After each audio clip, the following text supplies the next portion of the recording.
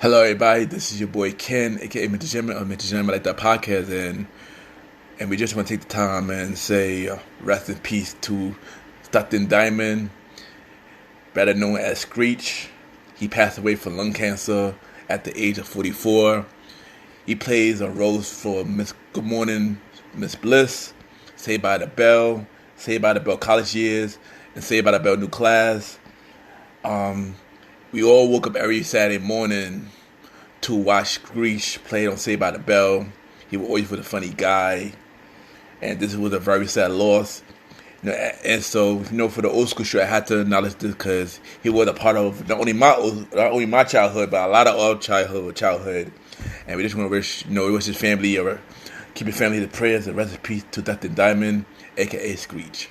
You are now listening to MrGentleman Like That Podcast presents the Old School Show with Ken, aka MrGentleman, and the star Roddy, where we talk anything old school. True.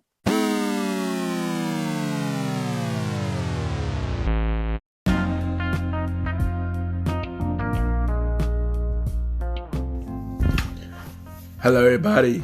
This is your boy Ken, aka MrGentleman, the YPG, and the Billboard Podcast. Welcome to another new episode of MrGentleman Like That Podcast presents the Old School Show.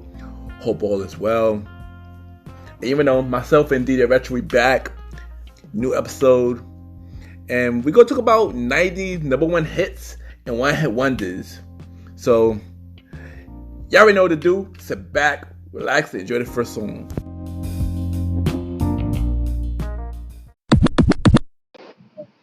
This is DJ Retro, and you are now listening to MrGentleman's Lifestyles Podcast.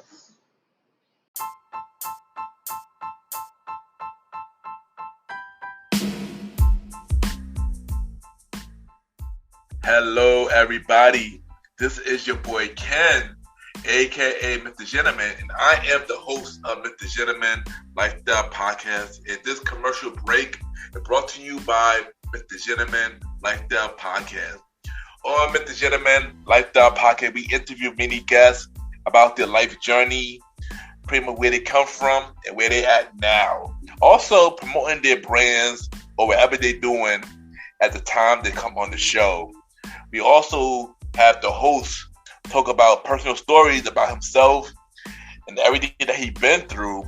And also we have fun conversation about anything music, anything old school, relationships, wrestling, and many more. And y'all can tune in to MrGentleman Like That Podcast every Sundays at 12 a.m. We are also on every Thursdays at 12 a.m. for Spin-Off Series Thursdays, where we have all of MrGentleman Like That Podcast spin-off series all in one day, where we have a conversation about music podcast every first Thursday at 12 a.m. The Old School Show with myself and the star Roddy every fourth Thursday at 12 a.m. And we have Date Night Talk Podcast with myself and Miss Vanna B every second and third Thursday at 12 a.m. And y'all can tune in to MrGentleman Like That Podcast on Anchor, Spotify, Apple Podcasts, iHeartRadio, Amazon Music, Pods, and many more. Or y'all can check it out on the official website of MrGentleman Like That Podcast, www.realmrgentlemanlikethatpodcast.com, www.realmrgentlemanlikethatpodcast.com. And tune in every Sundays and Thursdays at 12 a.m. for MrGentleman Like That Podcast.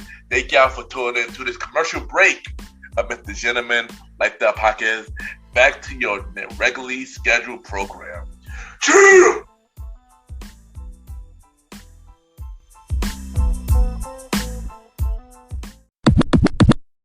Hey, what's up? My name is Benga, and you are listening to MrGentleman Lifestyle Podcast.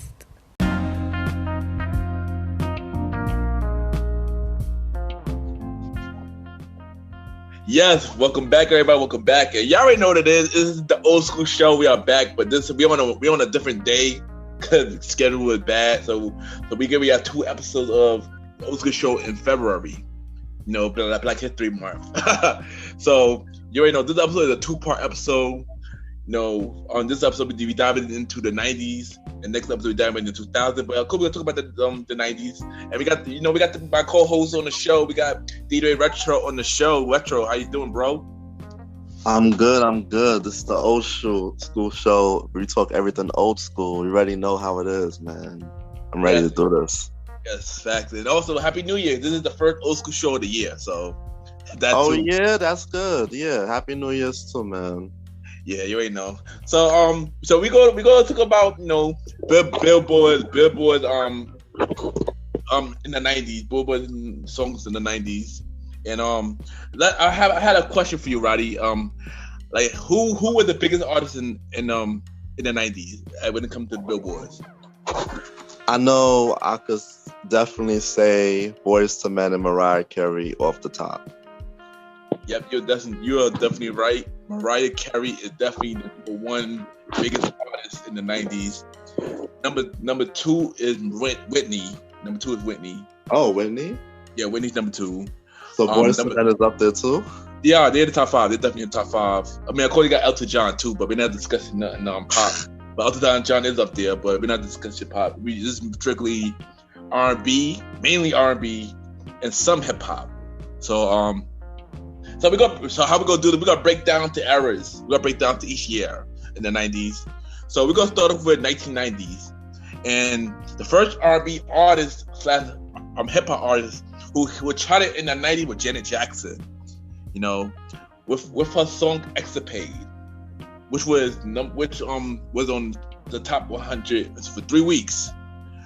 Alright, so how we gonna do this? I'm basically gonna go to each song, and then we're gonna describe how you feel about the song, if you knew about the song, or stuff like that. We're just gonna discuss like each song and stuff like that. All right, cool. Alright, so did you know about Janet Jackson "Escapade"? Yeah, I listened to it. It's an okay song. It's all right. I prefer she had others off of that album that was better, but it is what it is.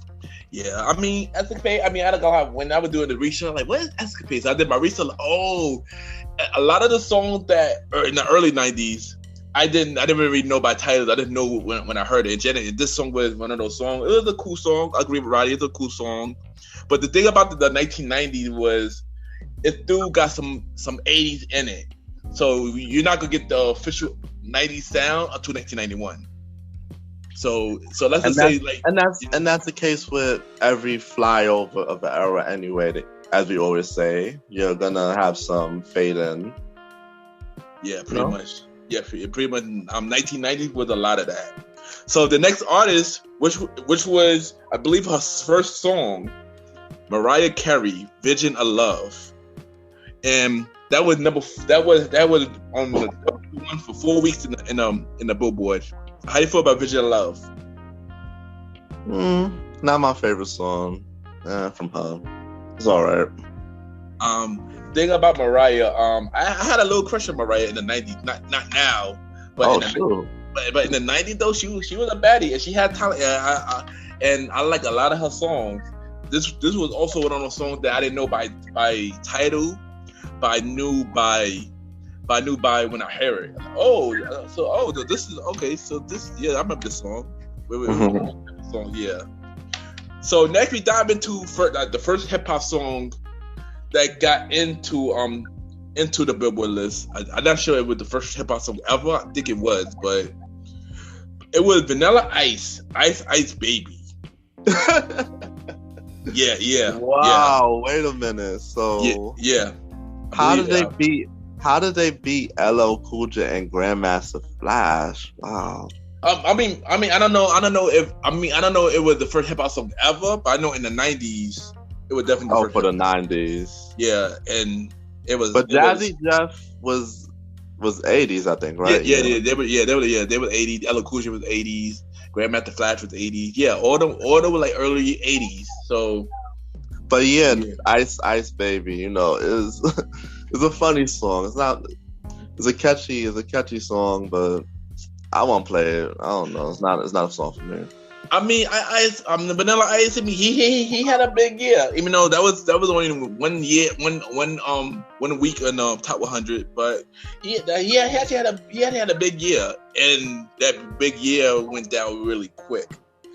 But I do remember Vanilla Ice when he made a cameo on Ninja Turtle 2 when he performed that song Ninja Rock. Ninja Rock. Okay. Song. Yeah. But yeah. So here we got Mariah Carey back at the countdown again with Love Take Time. We were 3 weeks to number 1 in the 1990s. How you feel about Love Take Time? Love Take Time is a good song. It's an alright song. Yeah, I actually like that song too. And it's funny because, fun fact, we played this song recently on the Premier Boy podcast episode, on R&B is Dead episode. You know, that was Miss Mademoiselle pick. Shout out to her. So yeah. And then the last song we're gonna dive into the 1990s, Whitney Houston, I'm Your Baby Tonight. That was spent 1 week on the number 1 chart. How you feel about Whitney Houston, that song? I'm Your Baby Tonight. Yeah. It's a good song. It's dope. You know, she had a lot of dope songs from that album in general. Yeah, that's true. And you know, when he came out in the 80s, so I think this will start become her breakout. Yeah, we're gonna get to more Whitney soon, but so that's it for the 1990. Let's go to the 1991.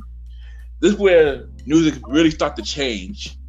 And we got the first R&B song, the first actual R&B song, which is High Five. I like the way.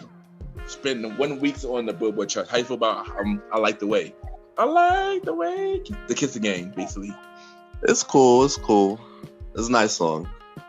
Yeah, I know. I mean, of course, I love this song, man. You already know. Like I said, I mentioned this on. I forgot what episode I mentioned this on. That Usher sampled the song recently on Don't Waste Your Time with Ella May. Yeah, you put me onto that. I remember that. Oh yeah. And thing about it, funny because you know when I was diving through the list, I did not know this song was on the top 100. I was shocked actually when I heard the song was on the top 100. I was like, oh wow, like dope. Yeah, right. That was a shocker for me too, yo. Yeah, and trust me, it's a lot more shockers when we dive into this list. So next is here comes the Queen of the 90s, Mariah Carey, once again with I Don't Want to Cry. It spent 2 weeks in the Billboard charts. How you feel about I Don't Want to Cry? Not my favorite song. I'm not a big fan of that one. I'm not even gonna lie, I did not know about this song until I did my research recently. I still don't know about this song. This is probably the only song that I heard from Mariah in the 90s that I did not know about. So yeah. So the next song is Whitney Houston. All the Man That I Need. Spent 2 weeks in Billboard charts. And how you feel about this song from Whitney? It's a good song. It's a nice song too. Whitney definitely has some bangers, man. You can't deny that lady. I agree. Even though this wasn't my favorite Whitney song. I'm a big fan of Whitney, but this wasn't my favorite Whitney song though. Mm-hmm. And here comes the last artist from the 1991, which was the biggest artist for that year. Michael Jackson, Black or White, 7 weeks, 7 weeks in the Billboard charts for that year. How you feel about Black or White? It's an okay song. It's a dope song. I like Black and White. I listen to it. It's kind of good. It's really popish to me. Yeah. This was the Dangerous album, and you know Teddy Riley. I don't think Teddy Riley did this song though. I know he did Dangerous. And he did Remember the Time. I'm shocked. Remember the Time didn't chart. I was shocked about that. But Black and White wasn't my favorite song from Michael. I like it, but it wasn't my favorite song from Michael though. I mean, I like the video. First choice for Michael. For me, it's not the first choice. Like if somebody asked me to play a Michael song right now, I wouldn't say Black and White first. Me either. And that's a fact. But I like the video. The video was dope though. But I just didn't like the song like that. It just wasn't my favorite. So that's it for 1991. Now we're gonna get to 1992. And the first song for 1992 I wasn't surprised by it, But I'm pretty sure when the song first got on the in the scene, everybody was shocked at how good the song did. Vanessa Williams saved the best for last, which spent 5 weeks on the Billboard charts. How you feel about that song? I like it. I've even had the CD for that in my house. It's a nice song. That song definitely a classic. I like that song as well. Vanessa Williams is a beautiful woman. You know, she did a lot of stuff. She was doing pageants. I think before she doing music, she was doing pageants. Then after that, of course, she went to acting. You know, with Soul Food and many other roles after that. You know, she was doing big things in the 90s. I'm not gonna lie. All right, so the next song we got another hip hop group on the countdown. We got Chris Cross, Jump. Spent 8 weeks on the Billboard charts. How you feel? Really? Yeah, 8 weeks. Yeah, 8 weeks. 8 weeks. Oh my gosh. Yeah. And y'all know I believe Jermaine Dupri discovered them, right? If I could remember. Yeah, Jermaine Dupri. Yeah.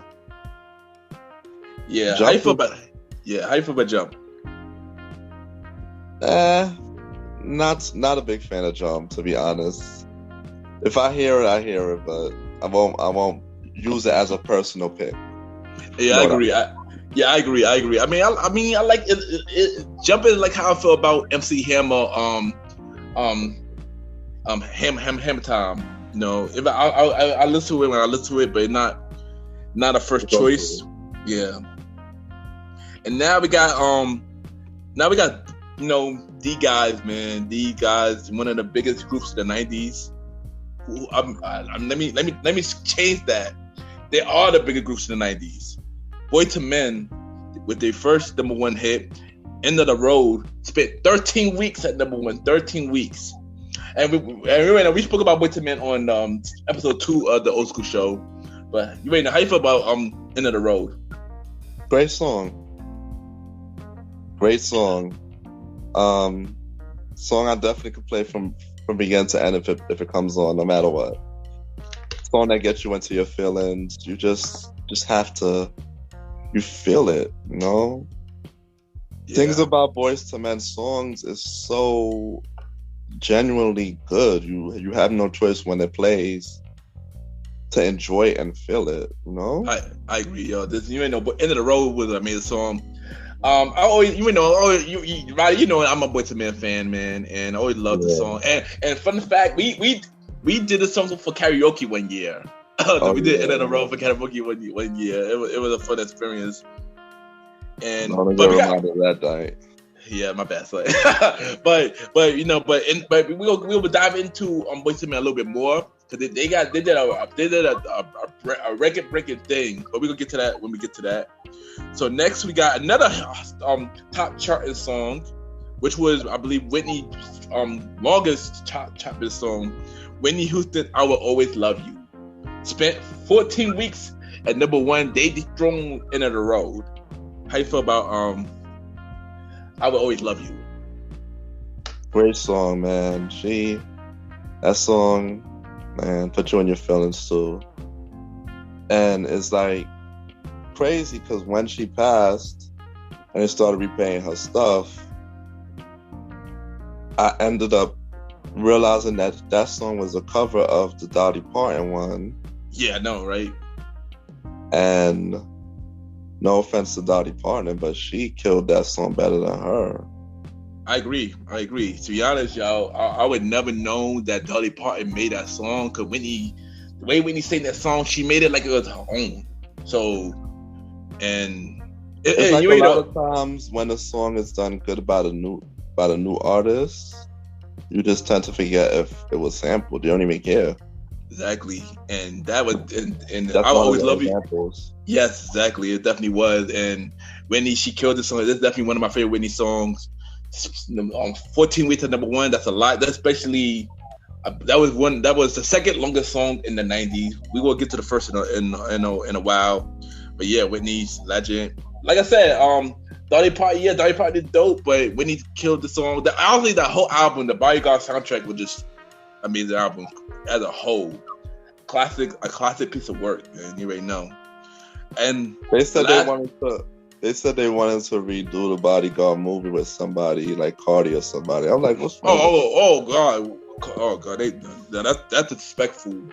That's disrespectful to Whitney's career. If they do that, as put Cardi. Y'all already know how I feel about Cardi. People, though. Exactly. Y'all already know how I feel about Cardi. This is the I think it was show. a joke, but who knows? Oh God.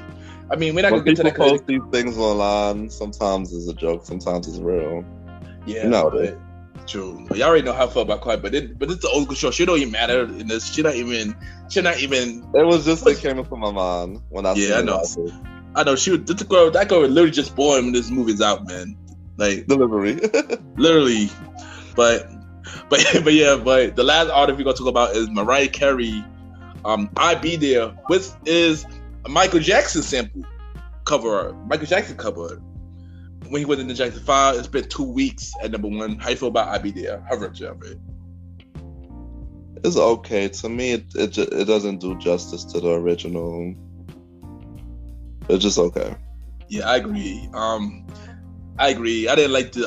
I didn't like how she sang it. I mean, of course, her voice is amazing, but I just didn't like how she. It took away from how Michael did it. You know, it didn't feel. It didn't give me the same feeling when Mariah did the song the way Michael did it. You know, and that's it for 1992. So that time into 1993, the first song for 1993, I was actually shocked about the song, and we spoke about this during episode 2 when it came to the groups and the sex era, when our R&B groups started to get the sex era. Let's talk about Silk. Freak Me. Spent two weeks at number 1. How you feel about that? I like that song. That's a good song too. Silk had a lot of Silk sex songs. Cool, all of them, because he had Freak Me is a good one though. Yeah, I like. Yeah, I didn't say that. I was shocked, son. I was really shocked because I'm thinking to myself, what happened to Jodeci? What happened to all the other groups? Jodeci was out around this time. Freak Me. Oh yeah, those songs were out around that time too. Yeah, and Freak Me was number. I mean, I like the group, but I'm shocked that this song was on the Billboard charts and. It was on the Billboard charts, top 100, not the R&B chart, top 100, the overall chart for 2 weeks. I'm shocked about that. I'm shocked about it. It's like one of those. Just like High Five, even though High Five song was amazing. I'm shocked that the song was on the countdown for 2 weeks. I'm shocked about that. I'm not gonna lie. Oh. Yeah. So the next artist we got is Janet Jackson. That's the way love goes. It's been 8 weeks at number 1. How you feel about that song? That's a good feel-good song. Come on, I'm definitely gonna listen to it. It's a nice feel-good song. It really is, yeah. I love that song for Janet, yo. That is a definitely feel-good song. Every time I hear it, it make you give you that good move. And 8 weeks at number 1, dope. But here come once again, she got dethroned by the queen of the 90s, Mariah Carey, Hero. 4 weeks at number 1. How you feel about that song, Hero? I love that song. The song is such a... I just love it. It's just, when that song dropped, I was such a little kid singing it. Yeah, I love that song. Yeah, I ain't gonna lie, I love that song too. It's a very inspirational song, I mean, only thing I could say that when I actually was younger, this was the first Mariah song that I actually heard. When I would at the age that when I believe so, because that was like 93. Yeah, because I remember one time I think Mariah had a concert. It was a concert that came on TV. I think it came on Channel 5, and it played like all her songs, and this song was played. And she had a lot of hits. I like that when, like I said, that when I had my crush for Mariah started. I told you, like I said earlier, I had a crush for Mariah when she was in the 90s. This was the crush started when I first heard this song. And yeah, and it's another song, but we're gonna get to that when we get to the next year. But the last song for the 90s, for 93, was SWV, Weak. 2 weeks at number 1. How you feel about Weak? Not my favorite song from them, per se. But it's a good song. It's a nice song. The octaves and everything, you know, they deserved it. I agree. Yeah, I mean, I like Weak. Of course, I prefer the other songs that they had, but I like the Weak. Weak was a dope song. That was a dope song. All right, so let me dive into 1994, and you know, the sex music continued with this man, even though in the culture now he canceled, but we got to admire this man for the legendary work that he did. So and this was his first charted song. We got R. Kelly, Bump and Grind, 4 weeks at number 1 on the Hot 100 charts. How you feel about Bump and Grind? It's a good song. And you know something too? Yeah. This song is still featured in movies and TV shows all the time. So That's true. That is definitely true. It's a song that everybody knows. Yeah, I know. I remember it was featured in one movie called Without a Paddle, and they played this song. I was like, wow, this is the weirdest. It's a white guy's movie. So the fact that they never added this song was funny. And Bobby Grind, I always liked it. I mean, I go for at one point I was a big R. Kelly fan when he first came out. You know, when he came up with Your Body, Bobby Grind album, Choplay. Your Body Calling, stuff like that. Yeah, he had a lot of amazing work in the 90s, and this was one of those amazing work that he had. Yeah, R. Kelly was dope, man. I'm not even gonna lie. And so the next song, which is, I believe, our first one-hit wonder song on the list. We gotta dive into more than one-hit wonders. But so we got All For One, I Swear. This song spent 11 weeks at number 1 on the top 100 charts. Yeah. Yo, you know something? Yeah. I got the CD and I didn't even know that this song was so huge at the time. Me either. I had that CD in my house and I'm just like, wow, All For One, I Swear. And because we were young, so we didn't know. I didn't even know this song was huge. Me either. I did not know the song was huge until Jerns started playing it like a couple years ago. And Jerns already played it when he did his DJ set. And I heard the song before, but I didn't think the song was a big deal. And then when I was doing my research to get the notes together for this episode, it said 11 weeks at number 1. Like, dang, I did not know it was on the calendar for that long. Jeez.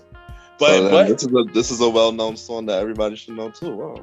Yeah, but it is a one-hit wonder. We're going to get into it a little later, but it definitely is a one-hit wonder. Actually, it's a great song though. It is a great song. It is a great song. It's an amazing song. It deserved it. Yeah, it's an amazing song.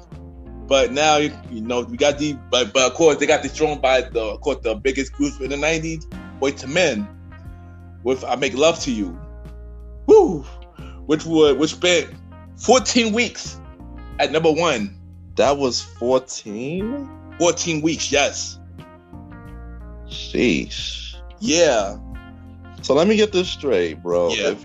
If you was around listening to the radio in 1994, you was just listening to Nasty and Notorious B.I.G. stuff? Well, B.I.G. didn't come out yet. He probably came out, but he probably didn't have no. He was out, I think. He was out. Well, I think he probably was just coming out now. I think he was just coming out now, I believe. But yeah, that's true. Though. You think about a lot of sex music in the 90s. Now I'm saying if you had on the radio at that year, that's probably all you was hearing. For us, except for whatever Boyz II Men were bringing out, because they were bringing that about Pearl love song, man. Amazing love song that that girls love. Because when you think about Billboard, it cross-sends into not just two radio stations, it cross-sends into all the radio stations. Yeah, exactly. Yeah, all radio station, urban and pop. And you already know in the Billboard chart, meaning your music is not going to be playing on urban radio, it also be playing on pop radio too. So and all over the country, not just all over the country. Yeah, exactly. Not nationwide, all over the country, exactly. And wow. Yeah. So these people were listening to sex songs all that year. Basically. But of course, Boyz II Men changed that climax. I Make Love to You. Even though, it's through sex. Yeah, it's a sexual song. It's more lovemaking. Like, it's two different modes of, you got sex and you got lovemaking. And I like Make Love to You. It's basically a lovemaking song. But this is where Boyz II Men made history, Oh, really? Yes. Boyz II Men, they dethroned themselves. They dethroned themselves.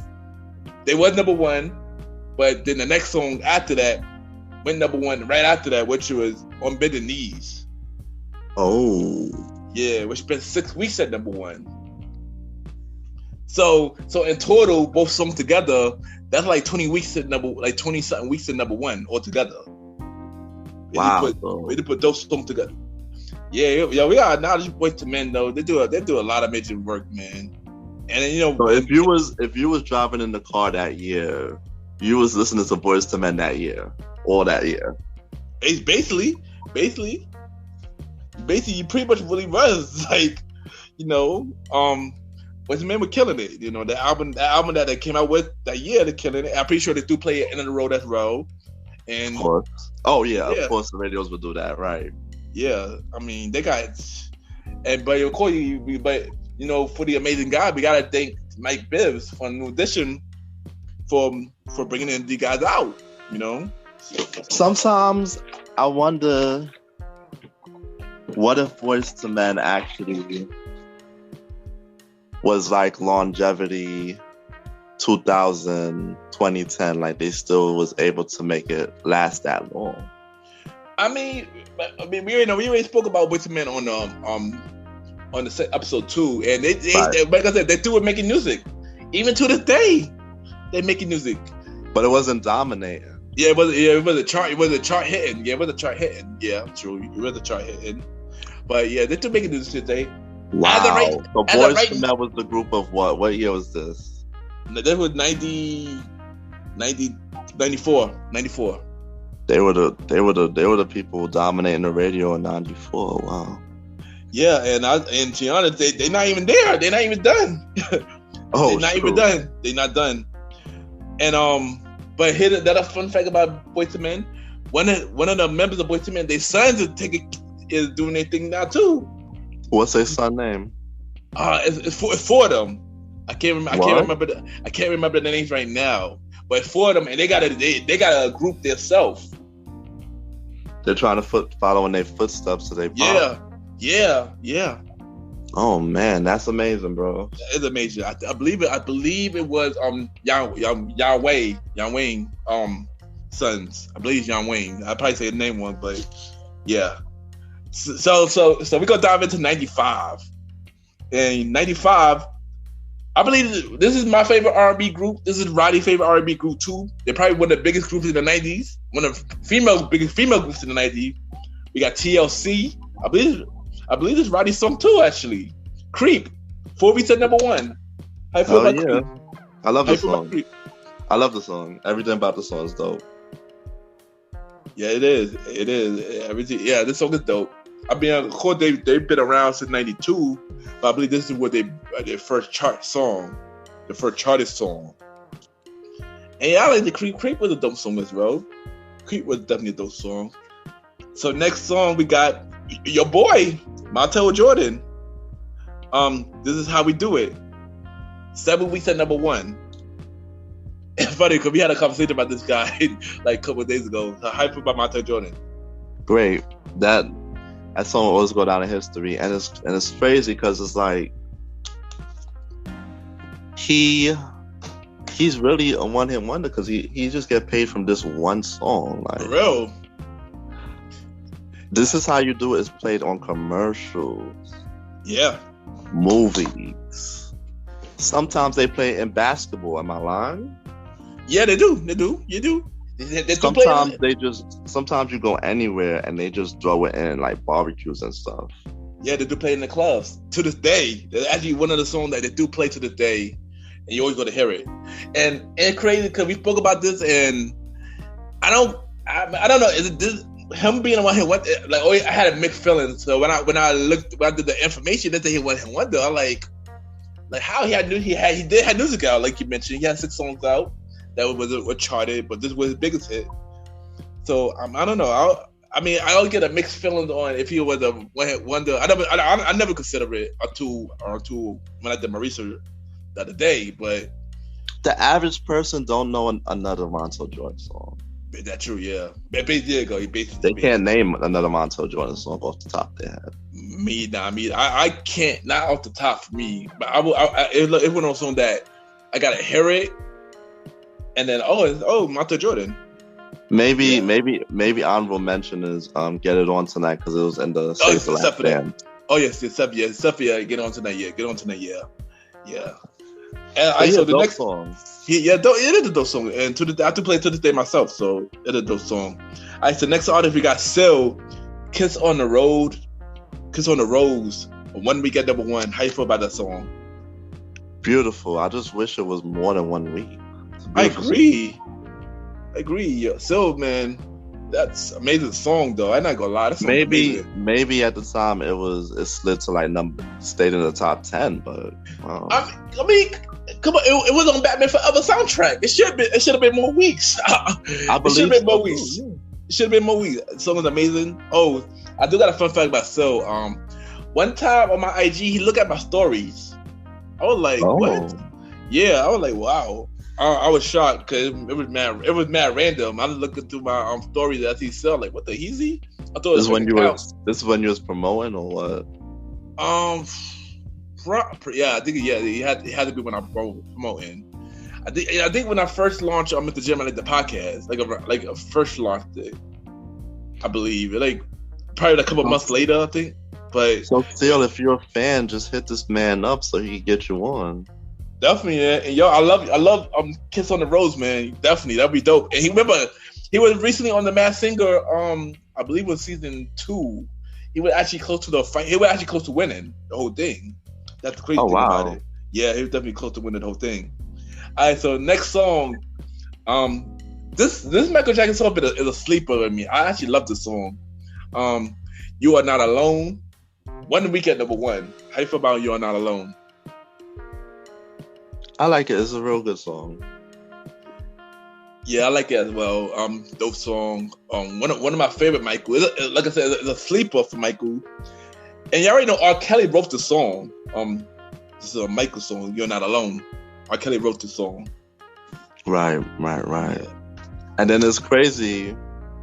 Side note that on the documentary they said that this song was actually dedicated to one of them. But yeah. One of the girls. But yeah. Oh wow. Wow, crazy.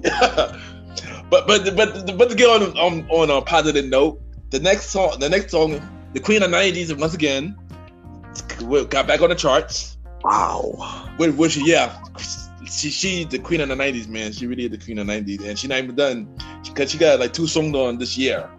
So one of the songs is Fantasy. Sweet. Yeah. No mind. 8 weeks at number 1. How you feel about the song? I could say that's well deserved. I love the song. Hear It Anytime is dope. I love the version more with ODB. Yeah, I agree. Yeah, definitely. That's another song that do get played everywhere. You know, that's another song that they could get played everywhere. I do like the song, like the ODB version. You know, recipe to ODB. Yeah, this song is dope. 8 weeks, deserving. Yeah. So next we got Whitney Houston XL. Shoot. Spent 1 week at number 1. How you feel about this song? It wasn't my favorite Whitney song. It wasn't either, but shout out to Babyface because he did wrote the song. So shout out to Babyface. This was part of the thing soundtrack, right? Yeah. Wait to XL. Yeah, definitely. Side note, soundtracks in the 90s, like basically you could play a soundtrack from these movies from front to end. Yeah, definitely, yo. And they put in their hard work into these soundtracks. Yeah, soundtrack. You would think that these soundtracks are whole albums for somebody. Like, I agree, but it was just a variety of good music, and the whole thing you could play. It was. No, it was. Soundtrack was dope in the 90s. Especially this soundtrack was dope though, but this wasn't my favorite Whitney song either. But I like the song. But yeah, soundtrack was really dope in the 90s. But sadly, Whitney, she could have had her moment to shine because the queen of the 90s. Oh boy, took the throne again. But this time she got some help this time though. She got my boys on the song, which was Boyz II Men, One Sweet Day. Oh, okay. One of this pretty much the highest, was one of the longest song in the 90s. 16 weeks at number one in the 90s. It was the longest song for this year. How you feel about 16 weeks? 16, yes. So you ain't know. I'm pretty sure my right was like, I gotta get these Boyz II Men because they're the biggest groups. I'm the queen of the 90s. Let's come together and make an amazing song. And One Sweet Day was an amazing song. How you feel about One Sweet Day? Great song. It's an amazing song, man. Like, it's an amazing song. 16 weeks at number one, well deserved. And I love this song. And yeah. So that's I'm pretty sure she ended the year with the song. She ended the year with the song just to get herself back on the countdown again. Cause we're to 96 and she doing the countdown with Always Be My Baby for 2 weeks at number one. Mariah, man, this lady, man. How you feel about Mariah? How you feel about Always Be My Baby? I love that song. That's a great song. I love that song too, man. Mariah. No, she had hits. She was the queen of the 90s, and she let it be known that she was the queen of the 90s. Like every song that she had charted. And then in the 2000s she had a couple of hits all over too. But we'll get into that later. Oh yeah, we're gonna get to the 2000 part 2 because Mariah, she was the comeback queen of 2000. But we're gonna get to that when we get to a part 2 in the next episode. So we're in 96.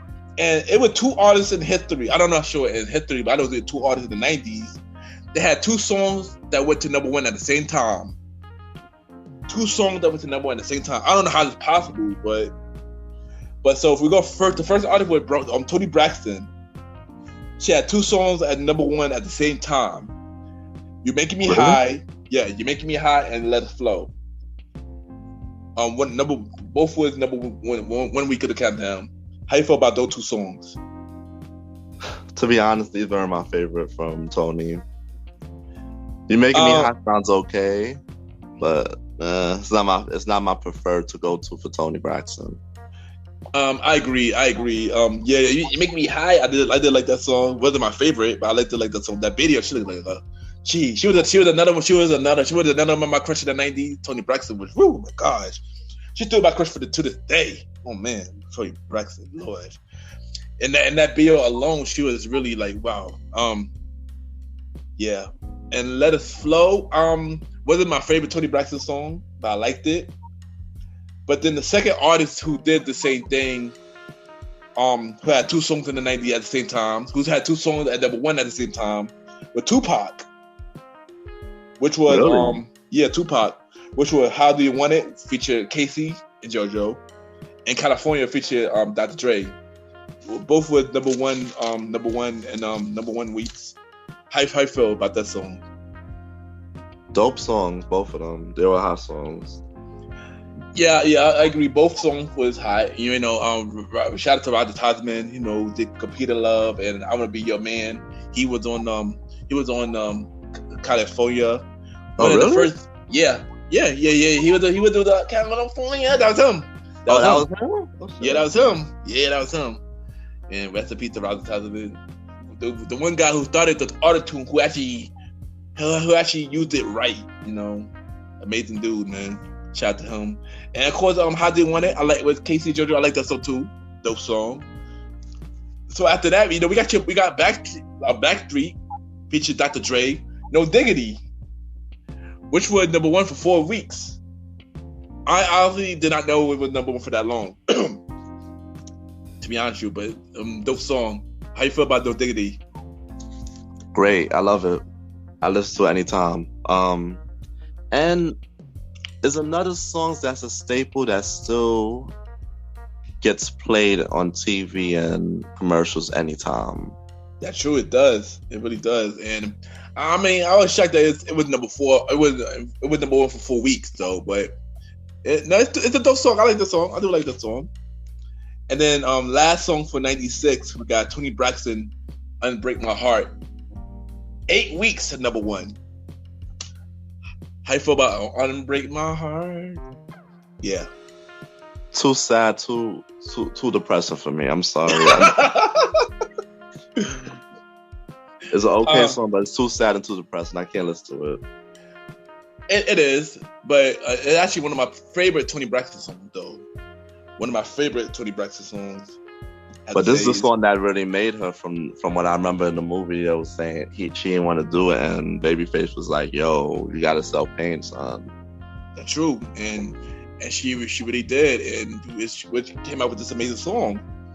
So shout out to her, Toni Braxton. Is you listening? I need you to come and Mr. Like the podcast. I want to interview you. You're an amazing woman. I need to interview you for real. Toni Braxton, amazing. All right, so we got to 97. We on 97. And, you know, other artists did kill it in 97, but Bad Boys was killing it in 97, though. Literally, 97, all this list I got here is Bad Boys, son. Literally. So we're going to start with Puff and Maeve. Can't Nobody Hold Me Down. Spent 6 weeks at number 1. Wow. How you feel about that song? Yeah, I didn't know it that long though. 6 weeks at number 1. Wow. Can't Nobody Hold Me Down is a cool song. I like the original. Yeah. And the remix. The dope song. Then of course after that we got Biggie, Hypnotize. 3 weeks at number 1. Not my top Biggie song to go to, but it's a good song. Not my top Biggie song either. I like Hypnotize. And then that same year, this is when Biggie died, and you know Diddy came out with "I'll Be Missing You," you know, with Puff, Faith, and 112. Spent 11 weeks at number 1. 11 weeks at number 1. Yeah, that song was a great. That song was a great song, but he only monetized on it because of the fact that Biggie passed away, and they ran into the studio a few days later, and recorded it. Yeah, no. So it was basically a gain and a loss. Yeah. Because you know you lost Biggie, and then all of us wanted him, but then you got this great song. So yeah, everybody around the world is buying the song and listening to the song, and this is all on the No Way Out album, right? Yeah, No Way Out. Yeah. Order was in No Way Out. Yeah. No, I think No Way Out, and I know this one was in No Way Out, but I believe I think Can't Hold Me Down was in No Way Out. I know Hypnotize was on Ready to Die. Yeah, I think Can't Hold Me Down was on No Way Out too. Yeah. So, yeah. And also, fun fact about Missing You, Sting from The Police. He came out with he made an original version of that song too. And I remember one year at the Grammys, I forget, I can't remember. I think he came on the stage and performed with them. Performing with them. Yeah. But they had controversy because he was getting too successful off that song, so he had to pay him back some way. Yeah. I mean, it's always like that though. When people sample a song and is more successful, they get greed. Yeah, that's true. That's like, oh, you're not giving me my credit. Oh, I'm suing you unless you do X, Y, and Z for me. Yeah, that is definitely true though. That's definitely true. All right, so now we are on 98. We had 98, and you know we got this amazing song from my guy Usher, "Nice and Slow." It's 2 weeks at number 1. How you feel about "Nice and Slow"? Great, love it. Yeah, I love that song too. And you know, fun fact, Diddy and Jermaine Dupri mentor Usher, you know, and stuff like that. So, also in 98, we haven't seen this girl in the countdown in a while. Janet Jackson is back in the countdown with "Together Again," 2 weeks at number 1. How you feel about "Together Again"? Not my favorite song from. I had the album for the Velvet Rope. I'm sorry, I skip that one every time. That's not my favorite song on the album. Not me though. Nah, this is not my favorite It's song. an okay song. It's just not a good song. It's not my favorite. I agree. But of course, when you see Janet, you see the Queen of the '90s once again. Oh, true. taking a stroll. I would think that those two got low key beat. I would prefer to see a verse with Janet and Mariah just for the Queen of the '90s strong. Like, I'm putting it out there right now. I'll put it out there. Just anybody who's listening, please write that in the comments under the verses so we can make that happen. If they see it enough, maybe they'll consider it. For real, Mariah versus Janet Jackson. For some reason, Swiss. I got before I get to the next one. Swiss says something about Janet and not a versus contender. I mean, Swiss, you my guy, but I disagree with you. Since Janet got a lot of contenders, yo. If you really put her, she could go against Mariah. Janet could go against Mariah. So yeah, put that in the verse. I'll put that in the comment verse myself. Put Janet versus Mariah. Like that would be a dope verse. We need to make that happen. But yeah, man, I do want to see Mariah in the verses, even though I know she'll kill it because she got too much hits. She got too much stuff to pick from. Exactly, yeah, Mariah do got too much stuff to go. Even if she don't pick just the hits, the B-sides, oh my gosh, bro, you don't understand. Yeah.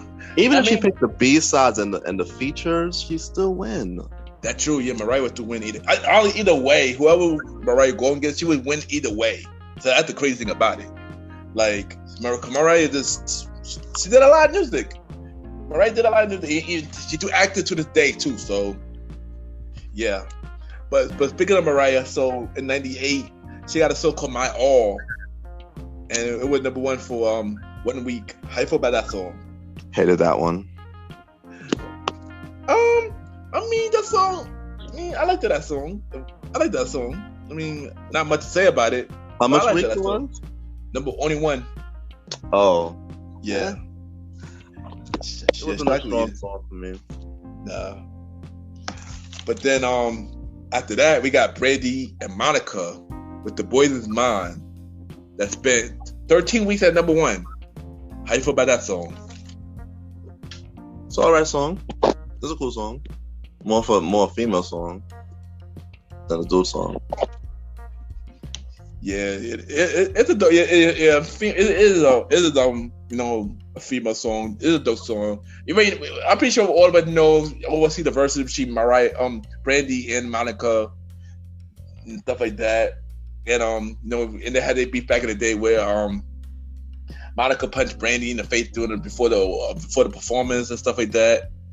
And yeah, but I'm pretty sure girls to the day do argue who is Brandy and who is Monica when they do The Boyz Mine. Of course. He had little girls who would be like, "Oh, I want to be Monica. You could be Brandy." No, I don't want to be Brandy. Yeah, it's been like that. Yeah, it's always been like that though. But Monica continued with my first night. 5 weeks at number one. Monica was killing it too. She thrown herself and took them on the spot. How you feel about that song on the first night? My first night, I like that song. I ain't gonna lie. I like that song I'm too. surprised that it was a Billboard hit though. I didn't even know. Yeah. Don't get me wrong, Monica had a lot of songs on that particular album. Yeah, that was more deserving to be Billboard notoriety. I agree. Yeah, I was talking about this song was number one as well. But I like this is one song from Monica I definitely always liked though. Always liked this song. If you hear it come on your playlist, you're not gonna change it. Yeah, exactly. And also that beat is fire. I believe, if I'm not mistaken, I believe Timbaland made this beat. I think Tim made this beat. I believe he made this beat, but this beat was fire. I had the Boyz. I heard her album. I had her album, The Boyz Mine. She had a couple. Whoever produced those producers were great. Like some of the like sometimes whoever you get behind in art and music, is always gonna bring you up too. So Yeah, and the pretty much. features. Yeah, pretty much. But yeah, Monica did her thing. I ain't gonna lie. She did, yeah. That song was amazing. I like that song. So next we got me next. It's crazy how this person is a legend with just one album. And yeah, we got Lauryn Hill, Doo Wop. That Thing was spent number 2 weeks at number 1. Also, a Grammy winning album too. How you feel about That Thing? That Thing, That Thing, That Thing. I love That Thing. I played That Thing anytime I could. Yeah, me too. And I mean, I don't know how you feel if Lauryn Hill came up with an album now. Would you tune in? Yeah, but I don't know. It's like she haven't had the same flair, the same zest, the same success since that first album. For real. She been living off that first album for a very long time. Like for a very long time. And even though now, yeah. I was going to say that the singles alone are getting, all of them are getting sampled. All the singles that she has. For real. Yeah, that's true. That's true. And even though she out now, she was on Tiana Taylor song, she was on Pusha T song, she was on Kanye song. She do her thing to this day. So I'm happy to see her back. But I do want to see another Lauryn Hill project though.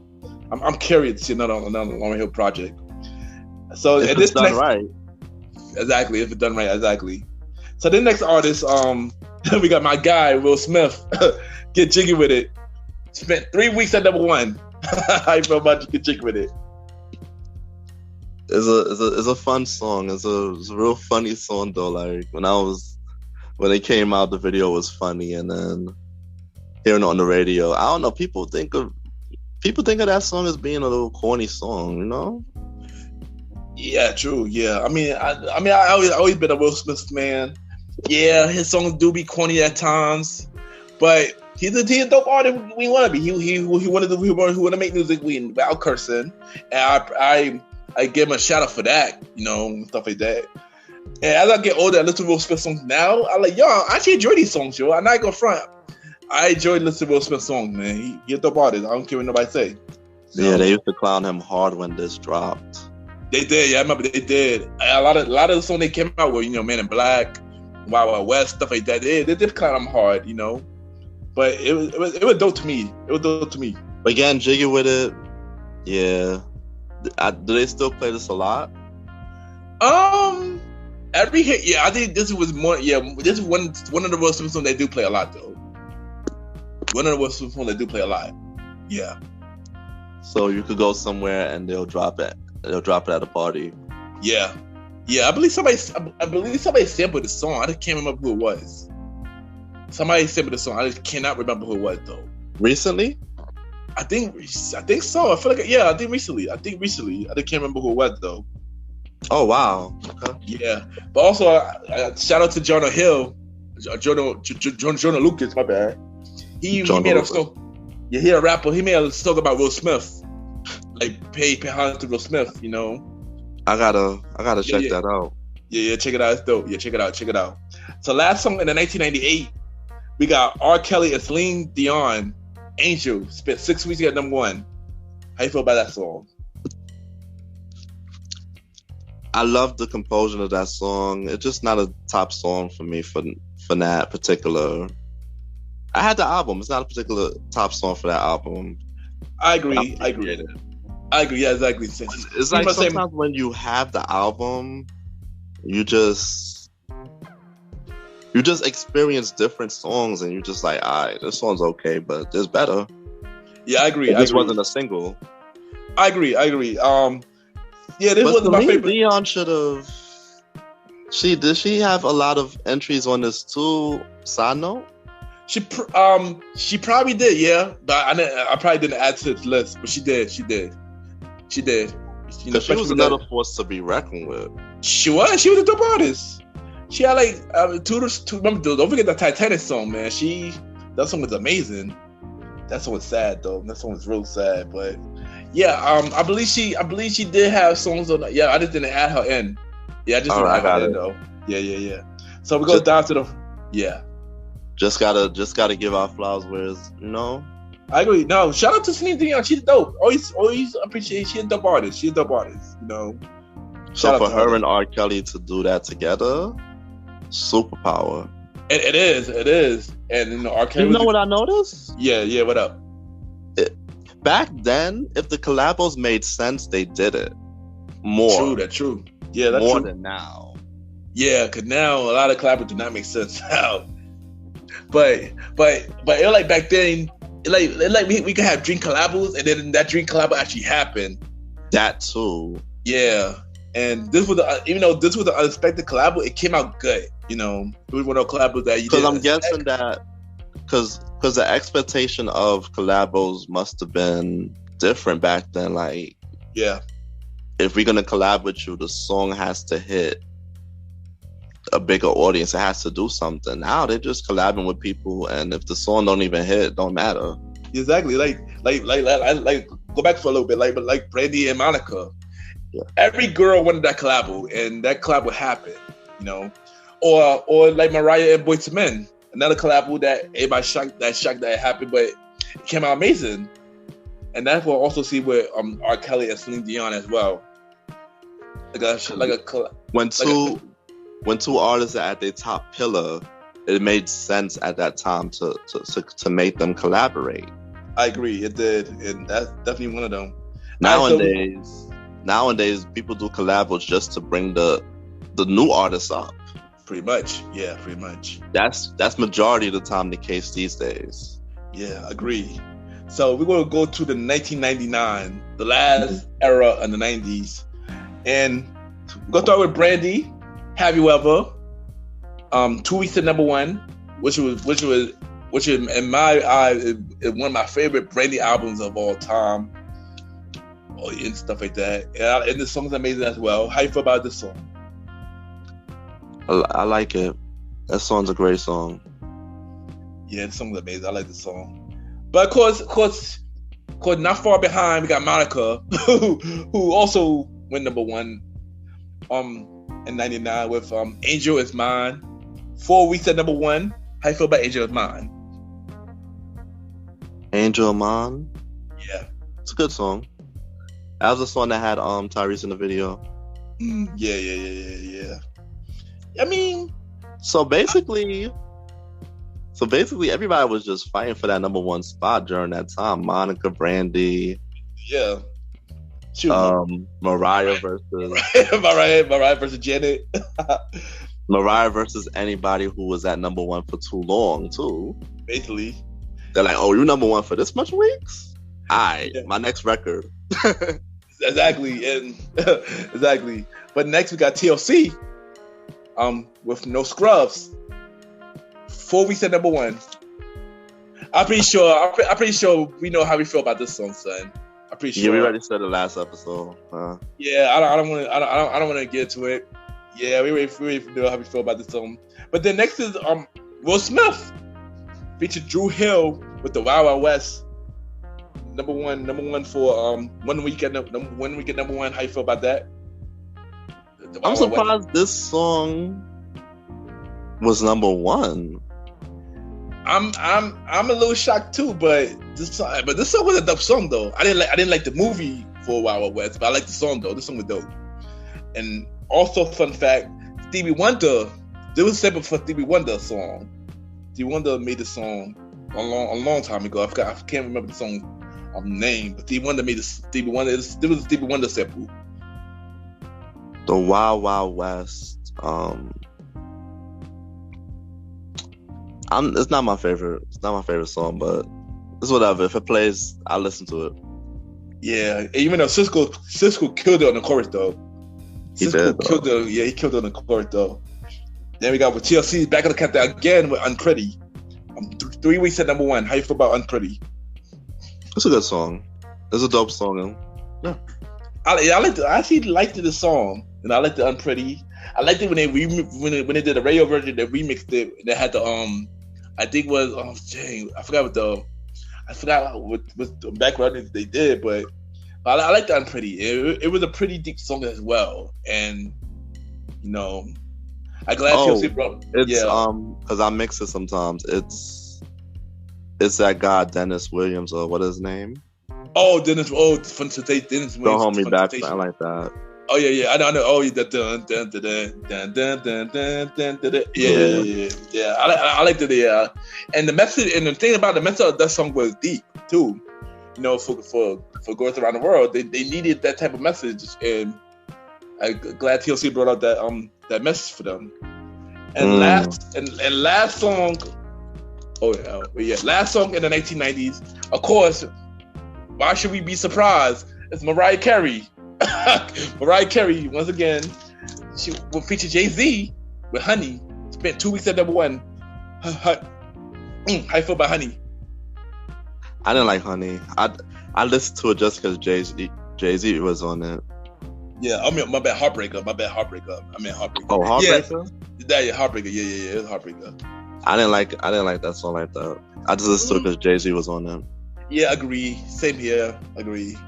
All right, so right now before we go, we do a segment game, and the segment game is one hit wonders.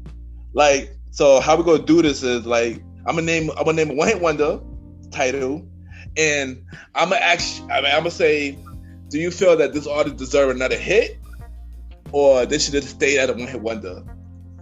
Are you ready? Yeah, I'm ready. Let's do this. All right.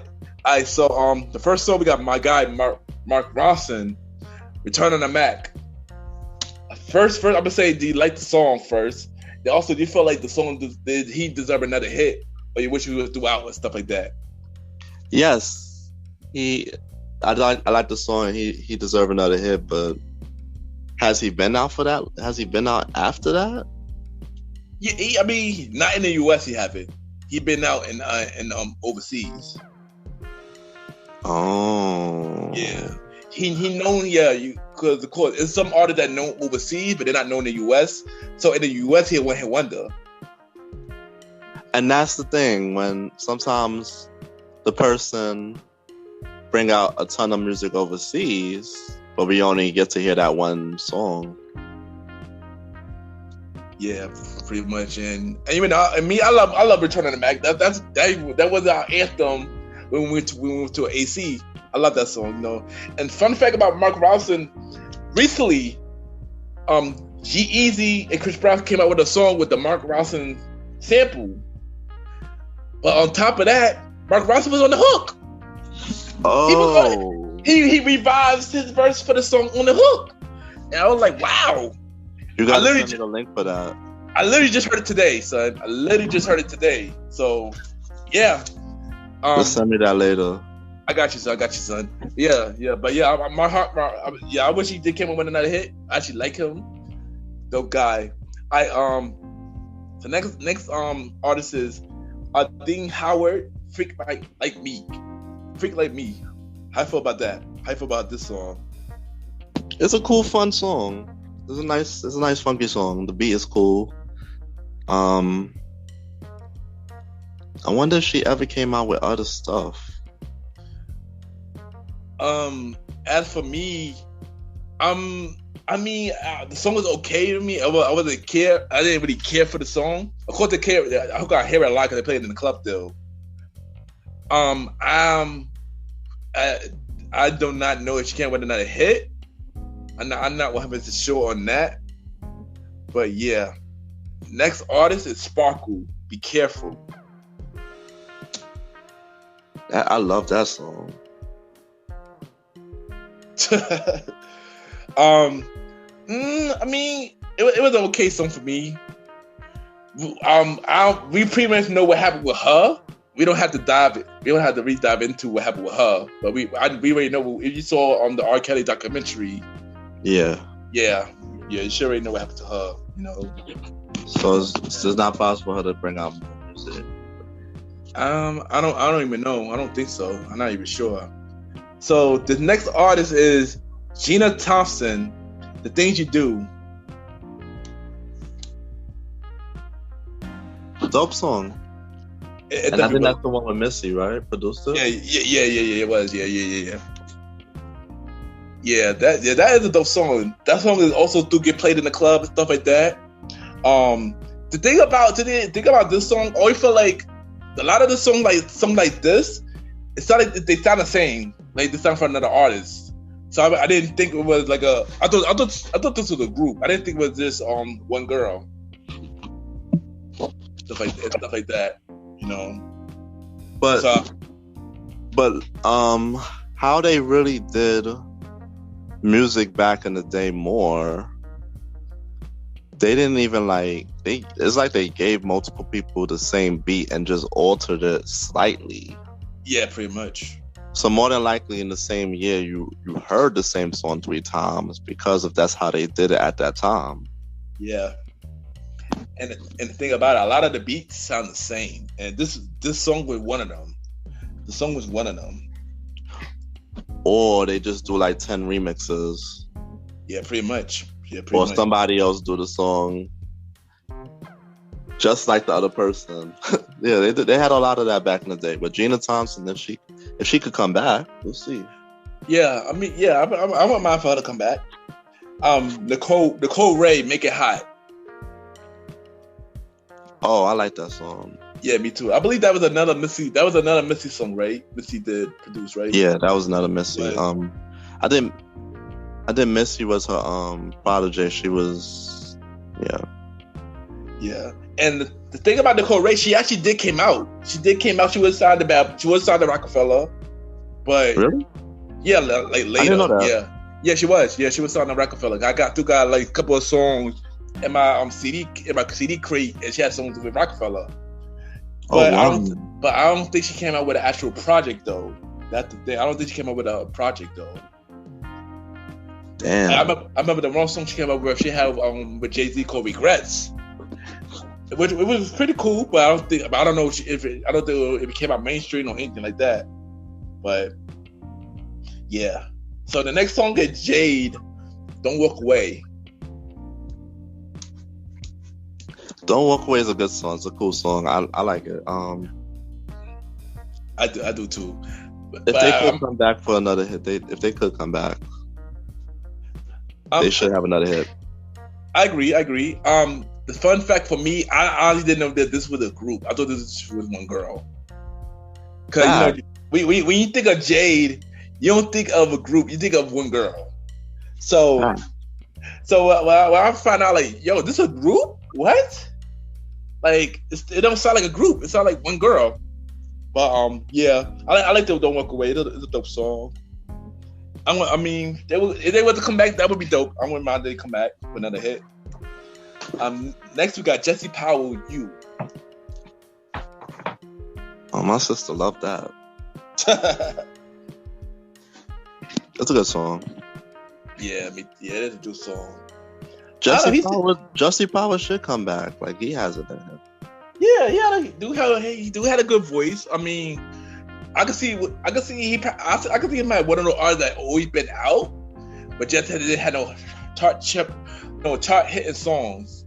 Like he like a WLS artist, like Neo Soul. Like you see him do New York Soul, cause a lot of them had hits, but it just haven't came out. They haven't been Billboard charting songs. Right. Like I feel like 2 minute to one hit wonders. One minute is they got a hit and they don't see them at all, and then or they got a hit or they just don't. This song that don't chart. That's how I look at it when I hear. But the record labels look at that real hard and scrutinize on that really hard. Like, yeah, basically. You gotta sell at least moderate your second song or pretty much the next song to stay on. But yeah. And next we got Shanice, "I Love Your Smile." "I Love Your Smile." Yeah, it's a nice song. I like hearing them every now and then. It's a feel-good song. Yeah, it is. I'm not gonna front. The fact that they said Shanice is a one-hit wonder is kind of weird because she was doing a lot of stuff in the 90s.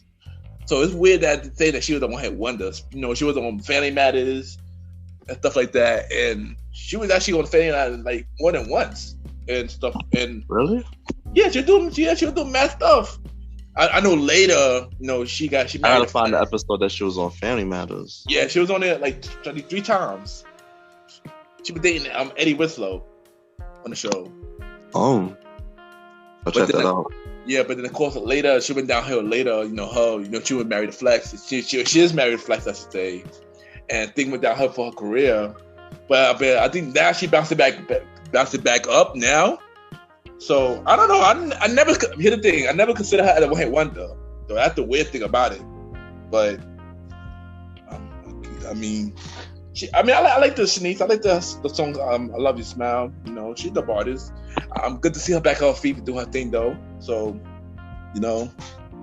next is Ghost Town DJ Mabu.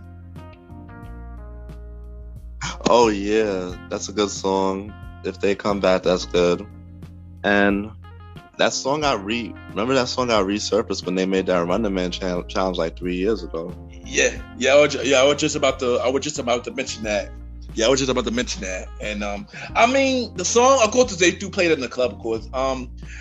For me, I didn't like the song like that, but yeah, it was a cool song. Yeah.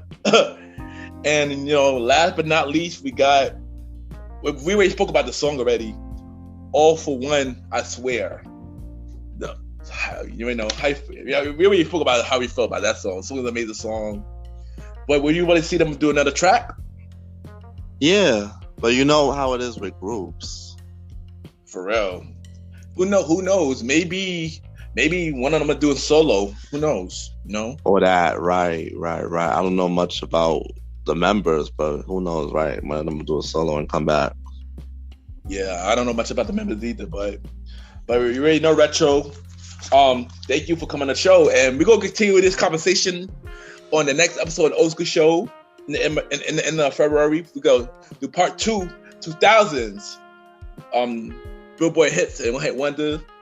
Once again, thank you, Retro. Retro, drive your social media. Let them know. You can follow me at Roddy RODDYFE on Instagram. Over and out. Okay, nice. Also, check out Roddy interview on King Talk with Aaron Sand. The bro from who won 4th of the Premier podcast. He had his new podcast show called King Talk with Aaron Sand. Retro is on the latest episode, the first episode. With discussing what happened with the Promoter podcast finale and stuff like that. So check it out. Check him out. This boy about to do amazing things, man. Look out for him. It's like that was like a Barbara Walters interview, boy. It really was though. Dope interview. You did your thing, bro. And he'll be back later this month for part 2 of this episode. And we'll be right back. Yeah.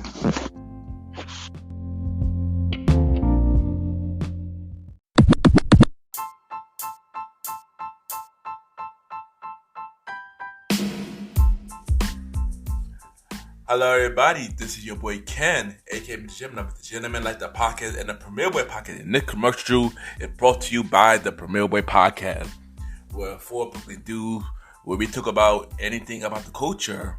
Hosted by myself, Ken, aka MrGentleman, Mr. Aaron Sands from King Talk with Aaron Sands, the star Roddy Ride, who is also my co-host of the Old School Show, and long live the Chief Molly Bell. And we talk many topics from politics, music, sex, love, relationships, and many more. And also every topic that's going on in the news right now. Many of our topics are very controversial, and the podcast show might not be for everybody because we talk about many explicit content. And yeah, so if y'all decided to check out the show, y'all be warned because y'all might need a drink or two. And yeah, because this podcast is so crazy. I'm shocked it had not got canceled yet. So if y'all looking forward to look to the Premier Boy podcast, check it out on Anchor, Spotify, Apple Podcast, iHeartRadio, and many more. Each and every Wednesday at 12 a.m. You can check out the Premier Boy podcast with myself, Mr. Aaron Sands, Star Roddy Rod, and Long Little Chief Molly Mal. This is your boy Ken, aka MrGentleman.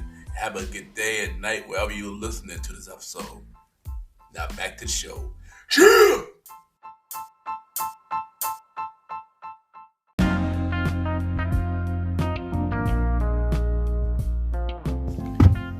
I just want to take the time to thank you everybody for tuning in to this new episode.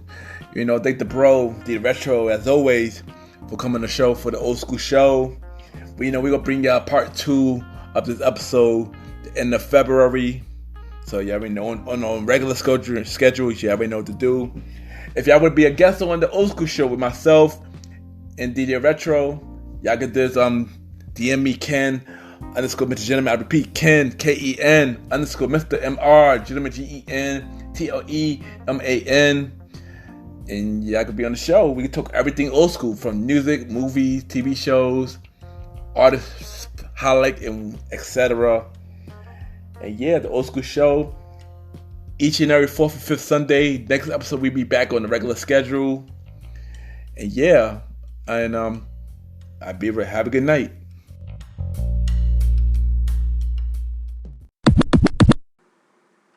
Hey, this is Beauty Bella, and I'm listening to Mr. Gentleman Lifestyle Podcast.